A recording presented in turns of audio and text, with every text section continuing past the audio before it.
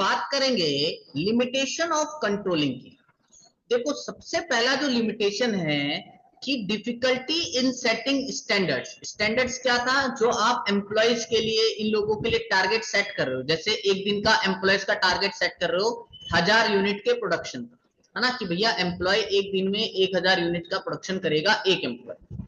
तो अब यहां पर क्या दिक्कत है कि भैया जो स्टैंडर्ड्स मैंने ये सेट किया है, अगर ये बहुत ज्यादा हाई सेट कर दिया तो भाई एम्प्लॉय उसको हासिल नहीं कर पाएगा और वो मोटिवेटेड फील नहीं करेगा और डिमोटिवेट हो जाएगा। या फिर अगर मैंने इसको बहुत लो सेट कर रखा है तो भैया एम्प्लॉय इसको इजीली अचीव कर लेगा और उसको पूरे पोटेंशियल के साथ काम करने की भी जरूरत नहीं पड़ेगी, है ना, वो भी गलत है।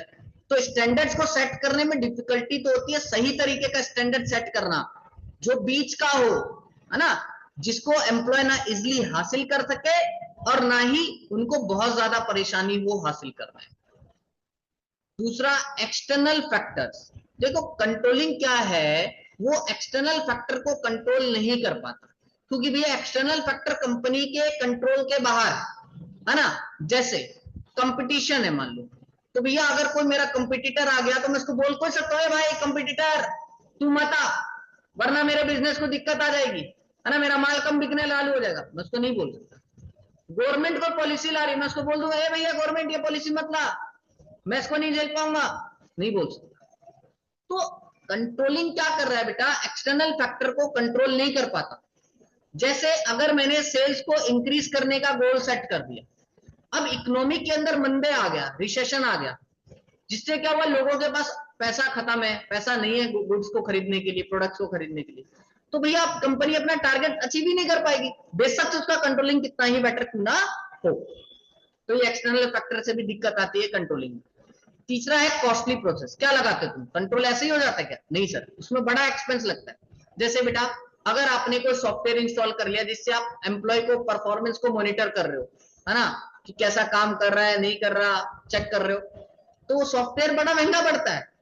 और अगर आपने कोई ऑडिटर हायर किया, सपोज कर लो, अपने फाइनेंशियल अकाउंट्स वगैरह को चेक करवाने के लिए, उससे वो भी बढ़िया पैसा लेता है, चेक करता है पूरा, है ना, कि वो घपला है या नहीं है, प्रॉपर चेक करता है, तो वो भी कॉस्टली पड़ता है। तो भाई अगर जो आप कंट्रोलिंग में जो पैसा लगा रहे हो, तो वो जितना पैसा लग रहा है और बेनिफिट उससे कम ही मिल रहा है, तो क्या फायदा उस कंट्रोलिंग का, है ना। नेक्स्ट है रेजिस्टेंस फ्रॉम एम्प्लॉय, यानी एम्प्लॉय क्या कर रहे हैं, मना करते हैं। जैसे क्या होता है कि आप कंट्रोलिंग सिस्टम लगा रहे हो, ठीक है, आप कंट्रोलिंग सिस्टम लगा रहे हो कि हम चेक करेंगे कि भैया कौन एम्प्लॉय टाइम पर आ रहा है, कौन एम्प्लॉय टाइम पर नहीं आ रहा है। तो उससे क्या एम्प्लॉय क्या फील करता है कि भैया हमें हर पल मॉनिटर किया जाता है, हमारे फ्रीडम को तो यहाँ पे खत्म कर रखा है। इससे एम्प्लॉय ना डिमोटिवेट हो जा रहे हैं, वो फ्रस्ट्रेटेड फील करते हैं, है ना। तो इसलिए भी कंट्रोलिंग में दिक्कत आती है, एम्प्लॉय इसको एक्सेप्ट नहीं करते हैं। नेक्स्ट आता है बेटा जी टाइम कंज्यूमिंग। टाइम कंज्यूमिंग का मतलब क्या है कि कई बार कंट्रोलिंग जो है ऐसा नहीं है कि तुरंत कंट्रोल हो जाएगा, ये टाइम लेता है ना।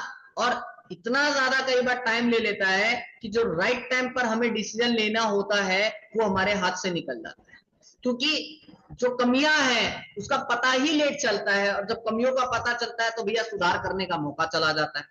जैसे फॉर एग्जाम्पल आपको कहते हैं ना, अभी बार बार आपके टीचर समझाते हैं कि बेटा अभी पढ़ लो, अभी पढ़ लो, अभी समझो इस बात को, है ना, नहीं तो फ्यूचर में तुमको ठोकर लगेगा। और तो फ्यूचर में तुमको जब ठोकर लगता है, तुमको धक्का लगता है ना बेटा, तो तुम सुधार करने की कोशिश करते हो, जब भी सुधार नहीं कर पाते, क्योंकि भाई उम्र निकल जाती है और शादी का टाइम हो जाता है, कभी ये हो जाता है, तुम अपने आप को सुधार नहीं कर पाते, है ना।